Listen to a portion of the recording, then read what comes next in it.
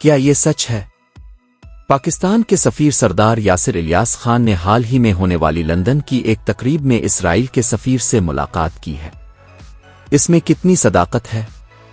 کیا واقعی پاکستان اسرائیل کو تسلیم کرنے جا رہا ہے؟ اب سب کچھ news.tv میں جان سکیں گے۔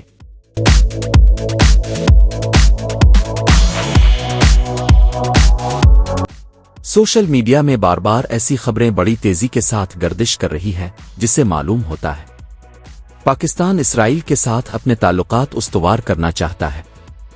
حال ہی میں ایک اور ویڈیو نے سوشل میڈیا میں تہلکہ مچا دیا ہے، جس سے صاف واضح ہوتا ہے کہ دونوں ملکوں کے سفیر باقاعدہ طور پر ایک منصوبے کے تحت ملاقات کر رہے ہوں، لیکن حکومت نے ایک بار پھر اس ملاقات پر لاعلمی کا اظہار کر دیا ہے۔ حقیقت یہی ہے کہ حکومت پاکستانی عوام کا صبر آزمانا چاہ رہی ہے، دیکھنا چاہ رہی ہے اس طرح کی ملاقات سے عوام کا کیا رد عمل ہو سکتا ہے۔ لیکن افسوس، ہمیشہ کی طرح پاکستانی اپنے کاموں میں مشغول ہے۔ اس طرح کی ملاقات سے عوام کو کوئی فرق نہیں پڑتا۔ سردار یاسر الیاس خان پاکستان کے وزیر اعظم کے مشیر برائے سیاحت ہیں، لندن میں منعقدہ عالمی سیاحتی میلے میں شرکت کر رہے تھے۔